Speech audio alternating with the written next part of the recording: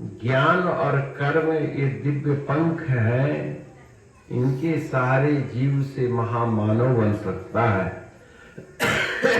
नर से नारायण बन सकता है।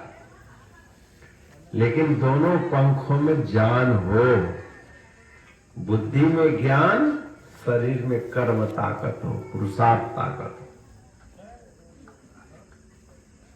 आपके इस ग्राम में श्री परमपुरी भगवान सबसे पहले आए, खुर्द कला में, है ना, पिया, और फिर आए यहाँ खुर्द में। 1954 में वर्तमान परमपुरी धाम का शिलान्यास रखा गया, आज भी वहां बोर्ड पर अंकित है, 1954। और 1954 में शंकरानंद जी के पिताजी बैलगाड़ी से मिट्टी ढोने का काम करते थे, यानी सेवा में लगते थे। 20-20 दिन, महीना दिन उस समय के दिव्य संसाधनों के माध्यम से गुरु दरबार का निर्माण किया, और आज भी कर रहे हैं। शंकरानंद जी अपने नौजवानी में लगे रहे, अब उनके बच्चे भी लगे हुए हैं। शंकरानंद जी के पिताजी एक पीढ़ी, शंकर बाबा दूसरी पीढ़ी, वशिष्ठ तीसरी पीढ़ी, उसका बच्चा चौथी पीढ़ी, और उसका भी आगे बच्चा पांचवी पीढ़ी। 5 पीढ़ी से शंकर बाबा सेवा में लगे हैं। ये बहुत बड़ा भाग्य है। आज मेरे पास परमपुरी में कुछ बच्चे आए, ये इधर उधर घूम रहे थे। मैंने उनको अपने पास बुलाया कि बेटा मेरे पास आओ। बोले हम पहली दफा आए हैं। बोले कोई बात नहीं, पहली दफा ही तो इस जगह पर कोई न कोई आता है, और जब भी कोई आएगा तो एक दफा तो पहले दिन आएगा ही आएगा। क्यों गौरी? गौरी नाम है ना तेरा? अब ये हमेशा जाते हैं, लेकिन जब अपने पूर्व स्मृति को जगाओ तो कोई एक दिन पहले गए होंगे, कोई भी माध्यम बना होगा।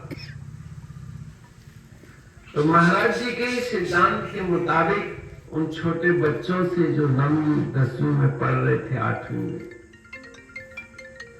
हमने कहा तुम लोग मछली खाते हो? बोले खाते हैं। हमने चलो सत्यपरायण तो है, तो हमने कहा मार के खाते हो? बोले हम मार के खाते हैं। तो हमने कहा कि अगर तुमको मार करके शेर खाए तो कैसा लगेगा? बोले हम उसको गोली सुलवा देंगे, हमारे पास तो फॉरेस्ट विभाग वाले तुरंत उसको मारेंगे। तो मछली इतनी कमजोर है, इसीलिए तुम उसको तड़फा तड़फा के मारते हो, पानी से निकाल देते हो, तड़प तड़प के मर जाता है। तो तड़पते हुए देखकर तुम्हारे दिल में दया नहीं आती? सब खाते हैं मारे।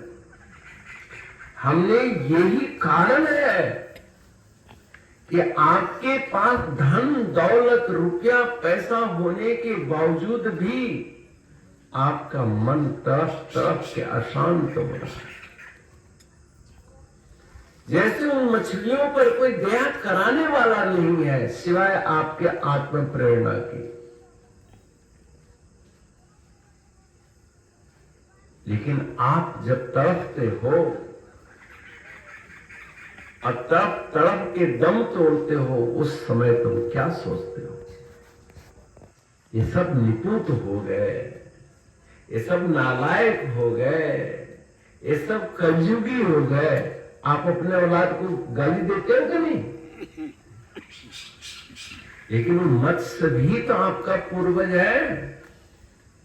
कभी हम भी तो मछली योनि से आए हैं, जब हम किसी जीव की तड़प पर दया नहीं करते तो तुम्हारे तड़पन पर कौन दया करेगा? परमात्मा भी नहीं दया करेगा।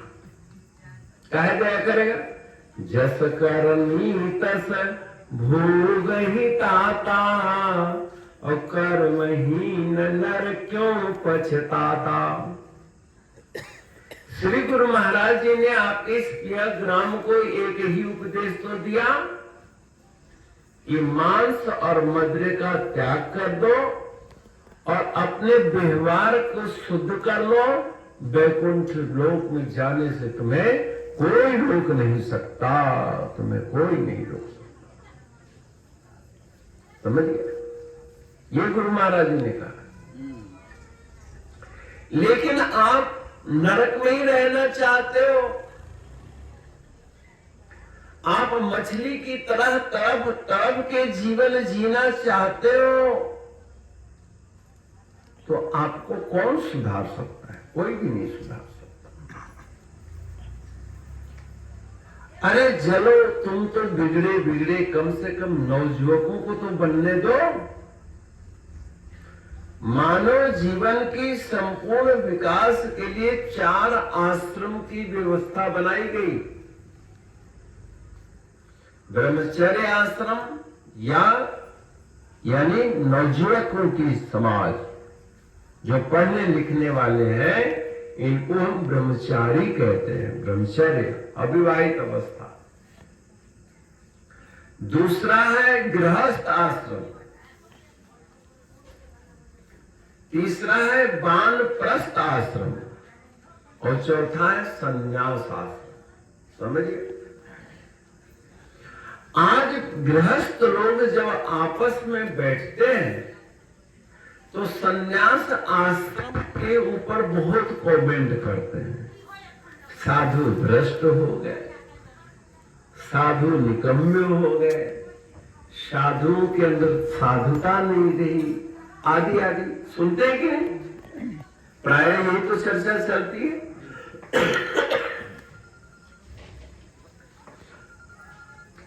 मैं कहता हूं, क्या आप सिर्फ साधु संन्यास आश्रम के ही चिंतन करोगे या अपने आश्रम के भी चिंतन करोगे? क्या गृहस्थ आश्रम ठीक है? गृहस्थ आश्रम से पूर्व जो ब्रह्मचर्य आश्रम है, यानी नौजवानों की जो आश्रम है, क्या वो ठीक है? और नवयुवकों का आश्रम बनाना बिगाड़ना आप गृहस्थों का काम है, क्योंकि वो आपकी औलाद है, आपकी संतान है, आपका धरोहर है। वर्तमान जीवन का सुख उस पर आधारित है। जिस पर आपका सुख, वंश, भविष्य, यश, कीर्ति टिका हुआ है, उन बच्चों को ही आप मांस मदिरा में लगा रखे, तो बच्चा दूषित हो गया, नवयुवक दूषित हो गया, नवयुवती दूषित हो गई। जब वो नवयुवक और नवयुवती दूषित हो गई तो वही तो आगे चल के गृहस्थ आश्रम में जाएंगे। तो बिगड़ा हुआ इंसान, बिगड़ा हुआ नवयुवक, बिगड़ी हुई नवयुवती जब आपस में गठबंधन बनेंगे तो दो बिगड़ेल हो गए, दो संस्कारहीन हो गए, और उनसे उत्पन्न संतान जो होगी वो और बिगड़ेल बनेंगे कि नहीं बनेंगे? गौर करो तुम। गृहस्थ आश्रम के लिए जो बलि विश्वा नर की व्यवस्था है उसको आप कहां कर रहे हैं? 5 यज्ञ हर गृहस्थ को करना चाहिए। अगर आप अच्छे साधु बनाना चाहते हो, अच्छे नवयुवक बनाना चाहते हो, अच्छे वानप्रस्थी बनाना चाहते हो, अच्छा सन्यासी बनाना चाहते हो, तो सब आपके ही घर से तो आएंगे। ये जो भी साधु संत हैं, या हमारे भारत के विश्व में जो भी साधु है, जिस किसी भी संप्रदाय में है, वो सब किसी न किसी गृहस्थ माँ बाप के ही तो बेटे हैं। और गृहस्थ माँ बाप के यहाँ क्या सिखा कि तड़पते हुए पर दया मत करो।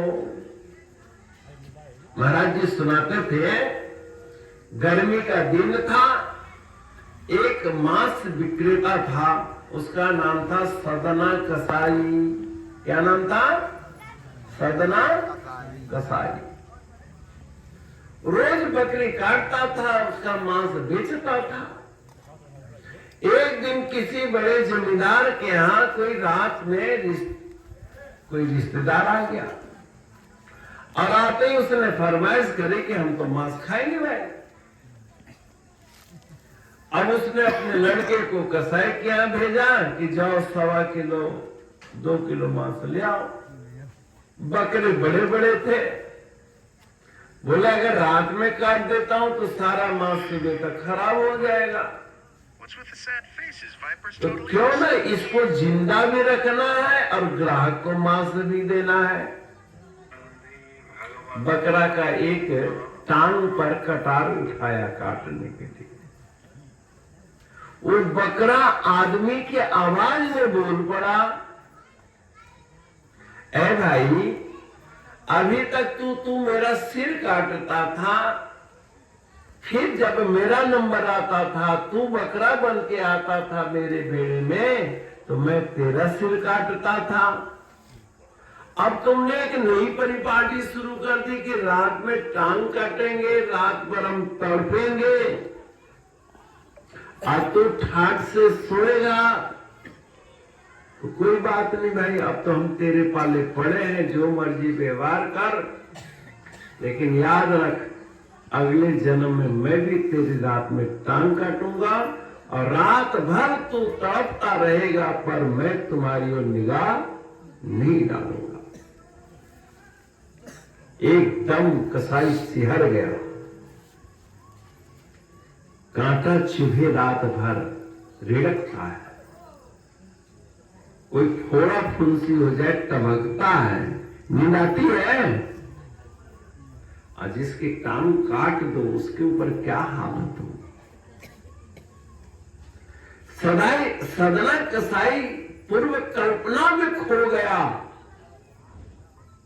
और उसने कहा जमींदार को मैं मांस नहीं दूंगा, चाहे मेरे को जो मर्जी सजा दे, उसका अतिथि भूखा रहे चाहे प्यासा रहे, हमें इसकी कोई परवाह नहीं है।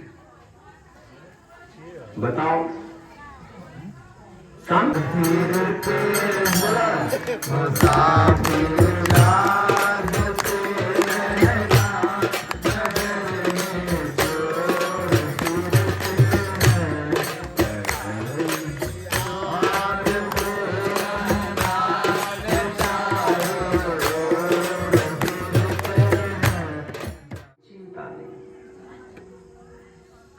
बाहर के चोर को पकड़ना आसान है, पर संत लोग आपको अंदर की चोर से, आपके तमोगुनी मन से बचाना चाहते हैं।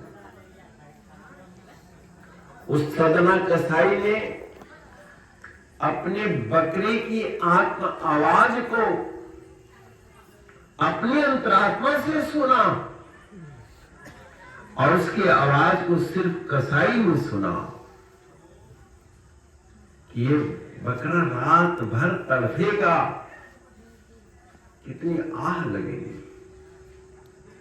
आप अपने बुजुर्गों को तड़फते हुए देखते हो, बच्चों को बिगड़ते हुए देख रहे हो, क्या कोई टीस नहीं होनी चाहिए? उसके टीस को खत्म करने के लिए ही तो संत इस धारा धाम पर आपके ग्राम में आए। और धन्यवाद है आपके इस गांव के रहने वाले वशिष्ठ जी को, जो शंकरानंद जी के ज्येष्ठ पुत्र है। पिछले साल भी उन्होंने बुलाया और इस साल फिर अब तो आप लोग गजवज के साथ लेकर आए। दरअसल में शोभा यात्रा में कि नवयुवकों की संख्या अधिक होनी चाहिए, नवयुवकों को प्रेरणा लेनी चाहिए। जैसे आप जगन्नाथपुरी की यात्रा देखते हो, सब नवयुवक लोग जाते हैं रथ लेकर। श्री गुरु महाराज जी की शोभा यात्रा निकलती है, नवयुवक आते हैं। आपके गांव के सब वयोवृद्ध, सब 60 साल से ऊपर वाले थे शोभा यात्रा में। हमको तो डर लग रहा था कहीं किसी को चक्कर ना आ जाए, है? लेकिन आपके यहाँ के बुजुर्ग सब तगड़े नौजुवक हैं। इनको हम नौजवान बूढ़ा कहते हैं, बूढ़े नौजवान। नौजुवकों को भी जागना चाहिए आत्मकल्याण के लिए। तो गृहस्थ आश्रम को पवित्र बनाने के लिए बलि वैश्वानर करना चाहिए। पहले ब्रह्म यज्ञ, आप लोग ब्रह्म यज्ञ रोज किया करो। ब्रह्म यज्ञ क्या है? सदग्रंथों का स्वाध्याय, गीता, रामायण, भागवत का स्वाध्याय। और मैं गुरु घर की तरफ से आप सबको अधिकार देता हूं कि अपने घर में रामायण रखिए और गीता रखिए, उपनिषद रखिए, उसका अध्ययन कीजिए, पढ़िए। उसमें आपका आत्मदर्शन है। महाराज बहुत लोग कहते इसको पढ़ना चाहिए, उसको नहीं पढ़ना चाहिए। गलत बात है, ये बिल्कुल गलत बात है। क्या पढ़ाई सबको पढ़ना चाहिए कि नहीं? 4 आश्रम जो मैंने गिनाया है, ब्रह्मचर्य, गृहस्थ, वानप्रस्थ, संन्यास, बताओ किस जाति में ब्रह्मचारी होना चाहिए? हर जात का नवयुवक ब्रह्मचारी होता है कि नहीं? अविवाहित होता है ना? किस आदमी को गृहस्थ में जाना चाहिए? है कोई व्यवस्था? हर पुरुष, हर नारी गृहस्थ में जाती है। हर आश्रम पर हर व्यक्ति का अधिकार है। भगवान राम ने कहा मानव एक भक्ति करना था। कह रघुपति सुन भामिनी बाता, मानव एक भक्ति करना। और भक्ति आप सब कर सकते हैं। जैसे ब्रह्म यज्ञ आप सब कर सकते हैं, रामायण सब पढ़ सकते हैं, गीता सब पढ़ सकते हैं, उसको पढ़कर समझिए आप। देव यज्ञ करना चाहिए, आहुति दीजिए, गायत्री मंत्र का पाठ कीजिए, महामृत्युंजय मंत्र का पाठ कीजिए। उसमें कोई व्यक्ति विशेष के लिए नहीं कहा है। ओम त्र्यंबकम यजामहे सुगंधिम पुष्ट। आपका यजन करता हूं। काहे के लिए यजन कर रहे हो? सुगंधिम पुष्टिवर्धनम, मेरे जीवन में शांति और पुष्टि, तंदुरुस्ती की वृद्धि हो। शंकर जी को जल चढ़ाने के लिए है किसी की पाबंदी क्या? सभी जल चढ़ा सकते। शंकर जी की भक्ति ब्रह्मा जी भी करते। शंकर जी के अभिषेक विष्णु भगवान 1000 कमल पुष्पों से करते। शंकर भगवान की उपासना मार्कंडेय ऋषि जी करते, जिन्होंने लंबी आयु का उपभोग किया और आज भी चिरंजीवी है। भगवान शंकर की भक्ति रावण ने भी करी, जो तमोगुणी था, और शंकर की भक्ति से उनको सोने की लंका मिली। भगवान राम ने भी शंकर की भक्ति करी रामेश्वरम में। भगवान श्री कृष्ण ने भी शिव की उपासना करी उपमन्यु ऋषि के यहां। कालांतर में आज तक हर वर्ग के लिए भूत, पिशाच, गंधर्व, किन्नर, देव, मानव, वंचित सभी भगवान की उपासना कर सकते हैं। क्यों? कि शंकर का स्वरूप क्या है? त्वमर्कस्त्वं सोमस्त्वमसि पवनस्त्वं हुतवस्त्वमापस्त्वं व्योम त्वमधरणिरात्मा त्वमति च परिच्छिन्नामेवं त्वयि परिणता बिभ्रतु गिरं न वेद्मस्तत्तत्त्वं वयं यतु यत्तं न भवसि। हे भगवान शिव, आप आकाश है, वायु है, अग्नि है, सूर्य है, चंद्रमा है, पांचों महाभूतों के रूप में आप हैं। और संसार में ऐसा कोई वस्तु मैं जानता नहीं जिसमें आप न हो, जो आप न हो। अर्थात शिव के पास में सबको करनी ही चाहिए। क्या नर, क्या नारी, क्या बूढ़ा, क्या बालक, क्या पढ़ा लिखा, क्या अनपढ़, सबको वंदना करनी चाहिए। उसमें क्या है? ओम नमः शिवाय का ही तो जप है। ये पंचाक्षरी मंत्र कहलाता है। ओम, ये तस्य वाचकः प्रणवा, ये अक्षर ब्रह्म में ओम ही मूर्ति है। इसको परमात्मा की अक्षर मूर्ति कहते हैं। समझ गए? अक्षर मूर्ति। और उस अक्षर मूर्ति के लिए प्रार्थना क्या है? नमः शिवाय। नमः, नमस्कार करता हूं।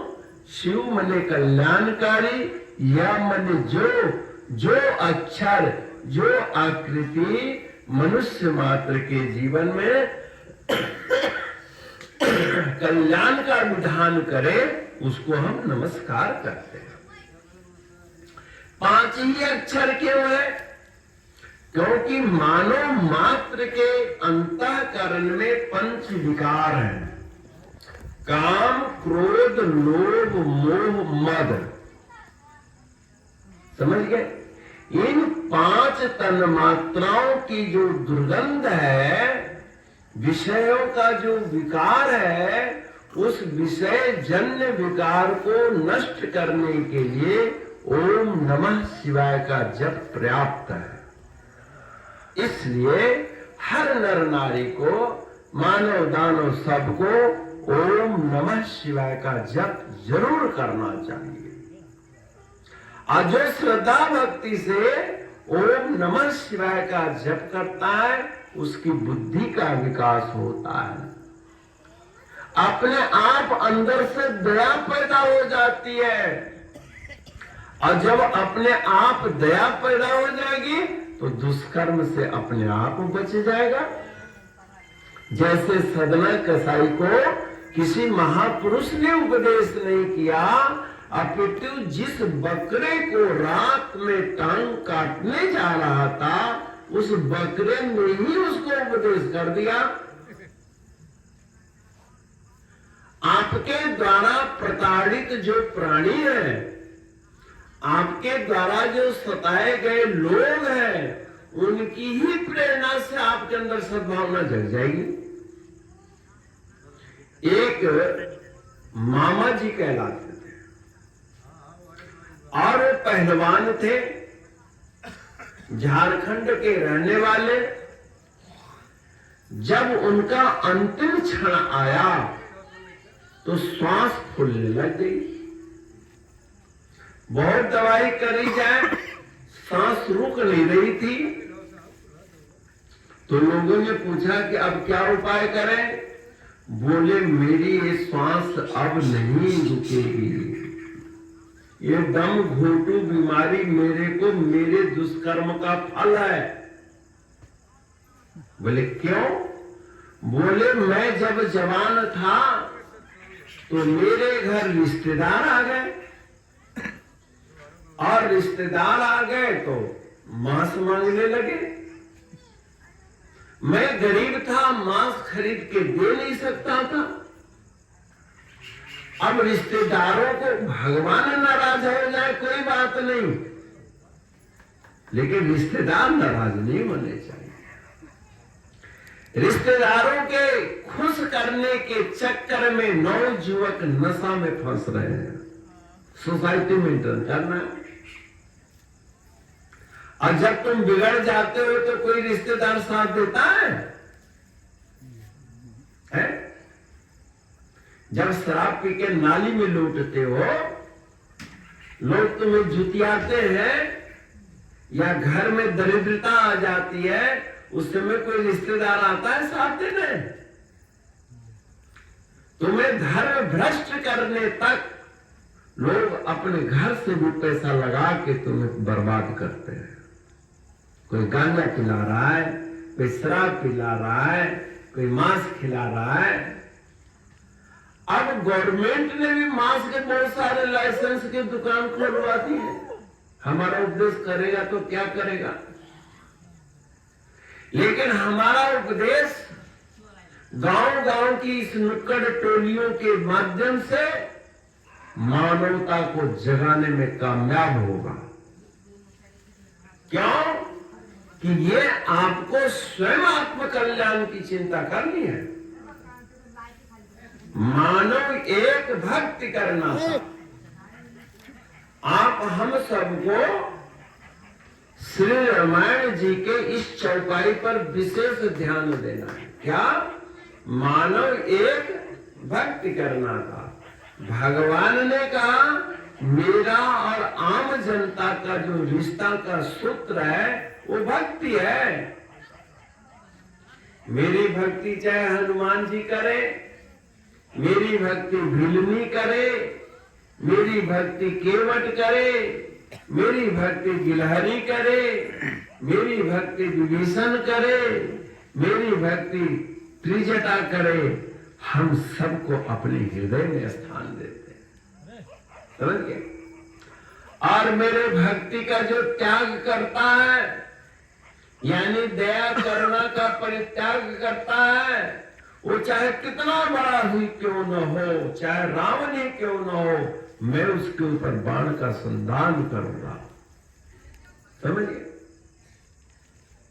चाहे वो नारी ही रूप में क्यों न हो, शूर्पणखा, मैं उसको कुरूप बना दूंगा। क्यों? कि वो भक्ति उनके हृदय में नहीं है। जाति पाति कुल धर्म बड़ाई, धन बल परिजन गुण चतुराई, भक्तिहीन नर सोहहि कैसे, अब बिनु जल बारिद देखिए जैसे। बिना बादल, बिना बरस पानी के बादल घुटन तो दे सकता है, उमस दे सकता है, लेकिन फसलों को सिंचाई नहीं दे सकता। समझ गए? इसलिए हम लोगों को चाहिए कि अपनी भक्ति को संभालो। और भज सेवायाम धातु से भक्ति शब्द बनता है कि तुम जैसे भी हो अपने इष्ट देव की सेवा करो। सेवा में सबसे पहले ब्रह्म यज्ञ है। रामायण पढ़िए, गीता पढ़िए, श्रुति स्मृति पढ़िए, उपनिषद पढ़िए, पढ़िए, वेद पढ़िए, और वेदों में आयुर्वेद जरूर पढ़िए। आयुर्वेद का मतलब आपके आयु मने जीवन, आयु मने जीवन, वेद मने ज्ञान। अपने जीवन को लंबे समय तक स्वस्थ रखने की जो विद्या है वो आयुर्वेद में है। मैं कहता हूं पूजा पाठ चाहे 2 मिनट के लिए रोक लो, लेकिन खान पान को कैसे शुद्ध करके जीवन को जिया जाए। अभी कोरोना काल का बड़ा हो हल्ला चल रहा है। इस कोरोना में आप कौन सी ऐसी चीज ले सकते हैं जिससे कि आपकी आयु की वृद्धि हो, करुणा का निषेध हो? तुलसी। गांव के चारों तरफ तुलसी का पौधा लगा दो।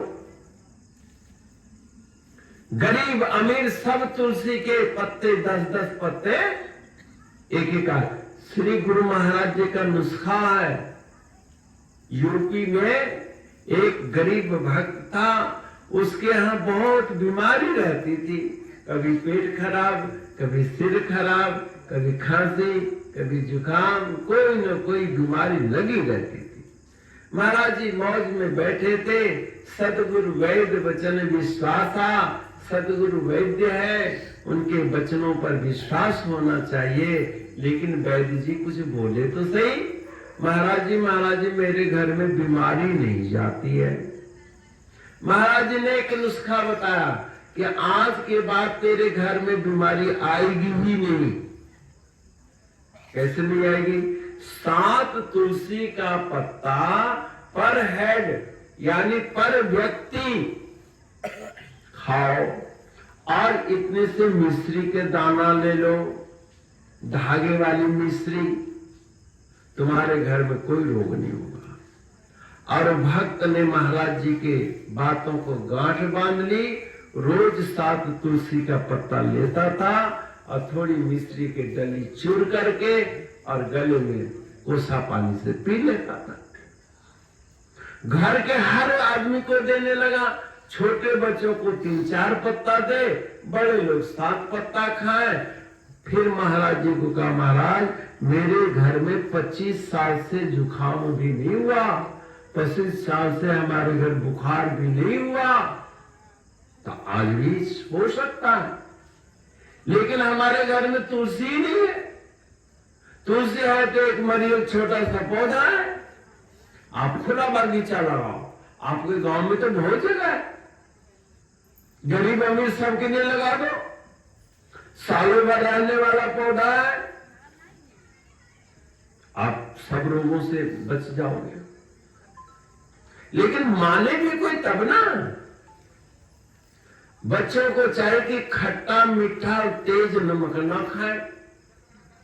आपके क्रोध, महाराज हमारे बच्चों को बहुत गुस्सा है, अरे नमक तो मुठ मुठ भर के खिलाते हो, आम के अचार इतना इतना बच्चे खाते हैं, और मिर्चाई के बिना स्वाद ही नहीं आता है, तो बताओ कड़वाहट यानी अशांति रोग तो तुम डालते हो, लेकिन परहेज है ही नहीं। इसलिए भाई और बहनों, इस परमपुरी धाम में आपको शारीरिक स्वास्थ्य, पारिवारिक एकता और मानव जीवन के दुर्लभ लक्ष्य मोक्ष की सिद्धि का भी उपाय बतलाते हैं। इसके लिए आप नित्य नियम से ब्रह्म यज्ञ करो, वेद पढ़ो, कोई न कोई धार्मिक ग्रंथ पढ़ो। लोग क्या कहते हैं मत सुनो, लोगों के कहने पर दुनिया तबाह हो गई है। आप अपने विवेक, मैं आपको धर्म का व्याकरण समझाना चाहता हूं। जैसे बच्चे पहाड़ा याद करते हैं, जोड़ घटाव याद करते हैं, और हर बच्चा याद करता है, तब ना अपने क्लास में पास होता है। और हर आदमी गलत हिसाब किताब से बच गया कि नहीं, क्योंकि हर एक को नॉलेज है विद्या का। ऐसी धर्म के विषय में भी आपको ज्ञान होना चाहिए। आप किसी व्यक्ति के बहकावे में क्यों आ जाते हो? सनातन धर्म हर व्यक्ति को छूट देता है धर्म का विश्लेषण करने का। जैसे गणित का हिसाब करने का हर व्यक्ति स्वतंत्र है, ऐसे अपने धार्मिक ग्रंथों पर विश्लेषण चिंतन करने का आपको अधिकार है। जब आप अपने ग्रंथ को पढ़कर उस पर वर्तमान कमेंट ही नहीं कर सकते, उसको वर्तमान रूप में ढाल ही नहीं सकते, तो उस ग्रंथ का मतलब क्या होता है? उन बुजुर्ग ने जो लिखा होगा ठीक लिखा है, आज भी जरूरत है, परंतु संदर्भ बदलना चाहिए, तौर तरीके बदलने चाहिए।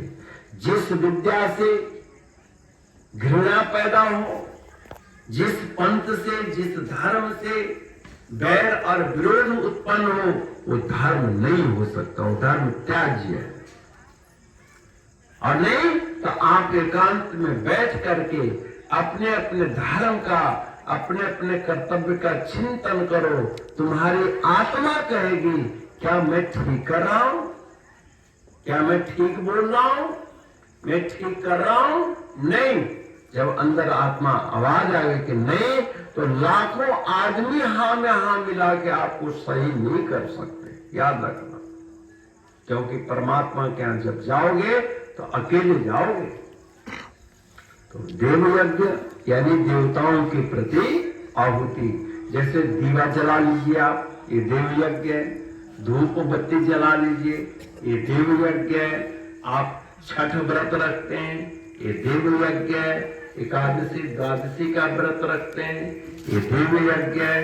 शंकर जी को जल या माता रानी को पूजते हैं, ये देव यज्ञ है। आपके घर में जो पशु हैं, बलि वैश्वानर में पालतू पशुओं को भी चारा मिला कि नहीं मिला, पानी मिला कि नहीं मिला? आपने तोता पाल लिया, उसको आपने पानी नहीं पिलाया। चिड़िया आपके आजकल गौरैया गायब हो गई, छोटे छोटे गौरैया कहां मिल गई? क्योंकि गौरैयों को रहने के लिए जगह ही नहीं है, सब पक्के मकान बना के। गरीबों पर हम दया ही नहीं कर रहे हैं, तो हम गरीबों पर परमात्मा कैसे दया करे? जिस पर आप दया कर सकते हो उस पर तो करो।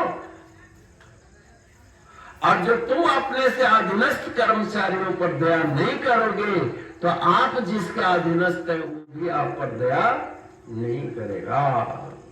बलि वैश्वानर, आपने कोई पेड़ पौधा लगाया है, तुलसी लगाई है, खेती बाड़ी करी है, उसमें सिंचाई है कि नहीं है, उसमें पानी है कि नहीं है, ये भी भक्ति का ही अंग है।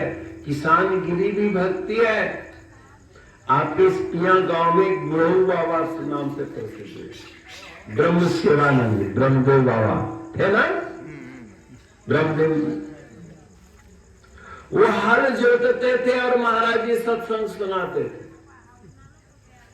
बताओ, अब नहीं माइक लगा के आप सत्संग सुन रहे हो, तब माइक लगा के नहीं, महाराज जी हलवाहा के पीछे पीछे घूम के सत्संग सुनाते थे। कैसो जीवता रहे, कैसो जीवता रहे। कितना बड़ा आपका सौभाग्य।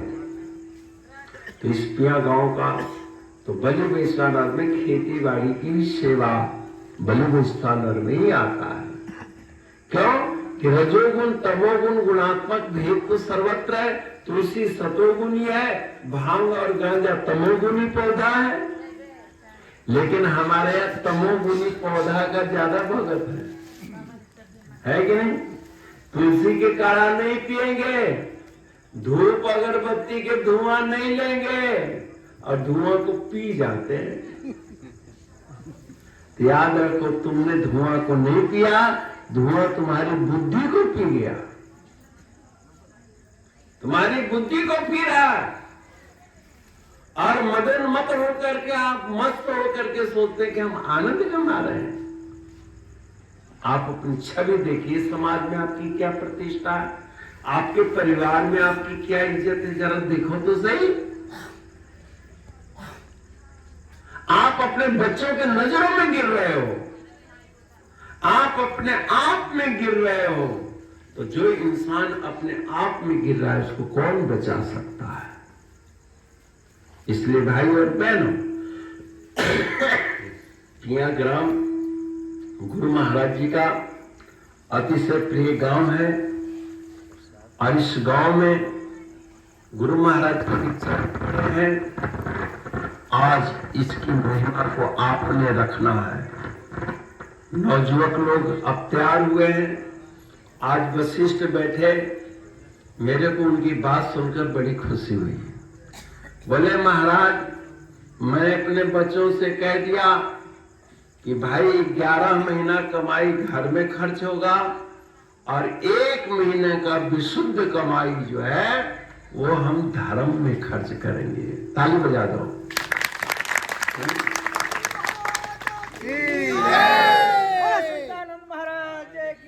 आप लोग भी 11 महीना अपने जीवन में खर्च करो, 1 महीना धर्म के नाम पर लगाओ, देखो आपके जीवन में खुशहाली आती है कि नहीं। दशांश पर तो वैसे भी आता है, दशांश देते थे पहले, चलो 11वां अंश सही, कुछ तो निकालो। आप लोग गृहस्थ हैं, विशुद्ध कमाई 10 मन में से 1 मन निकालो अगर संभव है तो, देखो आपका धर्म कितना विकास होता है। जगह जगह यज्ञ होंगे, हर गांव के मंदिर में खुशहाली आ जाएगी। अगर हर गृहस्थी दशांश निकाल दे। जब दिल्ली आश्रम में काम हो रहा था मंदिर का निर्माण, तो एक रिक्शा चलाने वाले ने संकल्प किया कि हम महीना में 3 दिन की मजदूरी देंगे, बाकी 27 दिन की मजदूरी हमारी, 3 दिन की मजदूरी दरबार की। हो गया कि नहीं दशांश? तो तरीका है, आप पैसे नहीं निकाल सकते, दशांश समय निकालिए।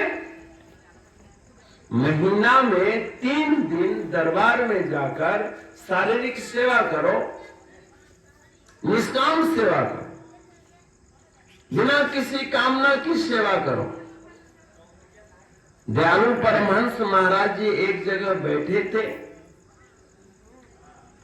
एक लड़का भाव जगाया कि मेरे को राजा साहब से मिलना है। राजा मेरे को बेटा कह के पुकारे, मेरे सिर पर हाथ रख के मुझे सहलाए, मुझे बड़ा सुकून मिलेगा। महाराज जी कहे कि राजा से मिलना चाहता है? बोले हाँ, लेकिन राजा के पास हम जा ही नहीं सकते महाराज, बड़ी भारी चौकीदारी है चारों तरफ से, तो राजा हमको बुलावे तभी तो हम जाएंगे। बोले तुम जा सकते हो। बोले कि ऐसा करना, थोड़ा तप करना पड़ेगा। तप क्या तप करना पड़ेगा महाराज? राजा अपने लिए एक महल बनवा रहा है, राजा अपने लिए एक महल बनवा रहा है, और राजा जो है राज्य के सभी प्रजा का मालिक होता है, पिता होता है।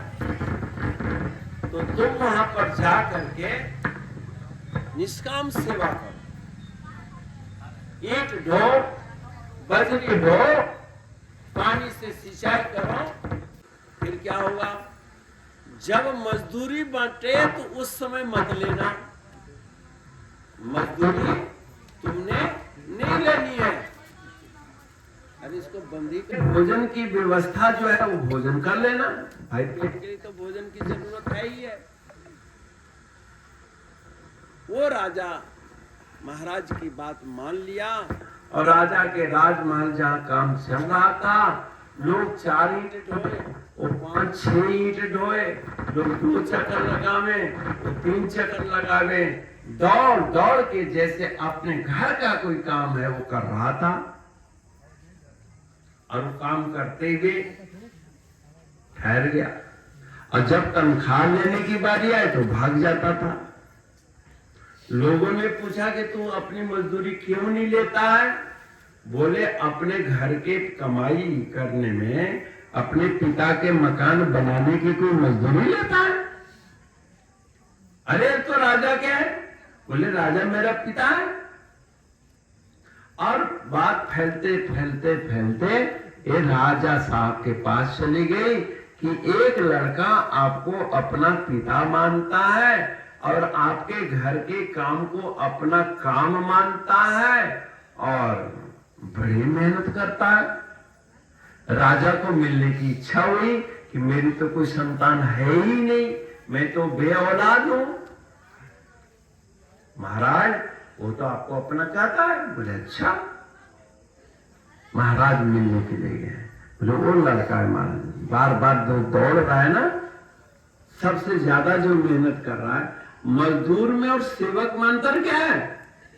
मजदूर को मजदूरी की चाल अलग होती है और सेवकों का सेवक का चाल ढाल अलग होता है कि नहीं? उमंग होता है, जोश होता है, उत्साह होता है। मजदूर मायूसियत से करेगा, उसको तो दिन जितना ज्यादा लगे उतना अच्छा है। और सेवक जितना जल्दी काम खत्म हो ताकि दूसरा काम शुरू हो, ये भावना होती है। लड़का मजदूरी नहीं दिया, राजा ने बुलाया, बेटा तू मजदूरी क्यों नहीं देता? बोले आप मेरे राजा हैं, आपके महल का काम मेरा काम है, मैं इससे कैसे दे सकता? शाबाश शाबाश बेटे, तो कुछ पढ़ा लिखा है? बोले नहीं, मैं तो बस प्रेम करता हूं, मानव एक भक्ति का नाता, मेरा तो आपका और मेरा भक्ति का नाता है। राजा ने उसको पढ़ाई में लगा दिया। लड़का मेधावी था, पढ़ लिख कर बड़ा हुआ और राजा ने उसको गोद में दिया और राज्य का उत्तराधिकारी हो गया। बोल श्री गुरु महाराज की। आप हम भी उस परम पिता परमात्मा के गोद लिए जा सकते हैं। जब परमात्मा आपको गोद ले लेगा तो तीनों लोक की बादशाहियत आपके हाथ में आ जाएगी। फिर ये देवी देवताओं के आगे हाथ गिड़गिड़ाने की जरूरत नहीं पड़ेगी। इसका ये मतलब नहीं कि देवी देवताओं को निंदा की जाए। हमारे यहाँ सबको रिस्पेक्ट दिया जाता है। जैसे सरकार किसी गवर्नमेंट महकमे के थ्रू ही तो आपको कुछ सुविधा देगी। राशन दुकान है, बिजली की व्यवस्था है, टेलीफोन एक्सचेंज की आवश्यकता है, पुलिस सुरक्षा की आवश्यकता है, महकमा के थ्रू ना। ऐसे वो परब्रह्म परमात्मा जब भी आपको कुछ देगा तो इन ग्रह नक्षत्रों के माध्यम से देगा। इसलिए इनको रिस्पेक्ट कीजिए। लेकिन ये परमात्मा नहीं है, ये महकमा है। परमात्मा एक अलग चीज है। ऐसे सदगुरु महाराज जी का दरबार एक परमात्मा का दरबार है। गुरु साक्षात परब्रह्म, साक्षात ब्रह्म का घर है। और आपके तो बुजुर्ग बैठे हैं। हमारी बातों की गवाही किसी ग्रंथ की जरूरत नहीं, मेरे बातों की गवाही किसी और की जरूरत नहीं। मेरे बातों की गवाही तो आपके घर के बुजुर्ग शंकरानंद जी कर रहे हैं, सतन भाई जी कर रहे हैं, रामायण कर रहे हैं, या ब्रह्म देव बाबा का नाम बताया, या अन्य अनेक महापुरुष आपके गांव में हुए। सबका मैं नाम नहीं ले पा रहा हूं। तो कहने का मतलब यह है कि आपके ऊपर हम लोगों का भी हक है। अब बशर्ते कि आप हक दो तब ना। हम आपको हक दें, आप अपना हक दें। यानी दरबार आपको हक दे, दरबार को आपने हक देना है, धर्म को आपने हक देना है। तब तो ये वैश्विक व्यवस्था ठीक चलेगी। तो भाई और बहनों, जैसा कि मैंने पहले कहा कि आज हमारे जीवन में 4 आश्रम है। ब्रह्मचर्य आश्रम यानी हमारे अविवाहित लड़के और लड़कियां, उनको सदाचार बनाना है। कैसे बनाना है इसकी युक्ति अलग है। आप गृहस्थ हैं, हर गृहस्थ आश्रम का आदर्श क्या है? नित्य नैमित्तिक कर्म करना। कर्म 4 प्रकार है, नित्य कर्म, नैमित्तिक कर्म और अपराध कर्म और एक प्रायश्चित कर्म। अपराध के साथ प्रायश्चित जुड़ा हुआ है और नित्य के साथ नैमित्तिक कार्य। जैसे आज कीर्तन करें, नैमित्तिक हुआ, निमित्त हो गया, संत का आगमन हुआ, इसलिए निमित्त कार्य हो गया, विशेष कार्य हो गया। तो नित्य और नैमित्तिक कार्य में आप सचेत रहें। आपके घर में सुख शांति होगी, बच्चों में खुशहाली होगी। और मैं अपने गुरु घर की तरफ से बहुत बहुत आशीर्वचन देता हूँ। आप खुश रहें, आबाद रहें, सुख शांति को प्राप्त करें। ओम पूर्णमदः पूर्णमिदं पूर्णात् पूर्णमुदच्यते पूर्णस्य पूर्णमादाय पूर्णमेवावशिष्यते। ओम शांति शांति शांति। बोलो सच्चिदानंद भगवान की जय। बाबा रे मौज फकीरों की।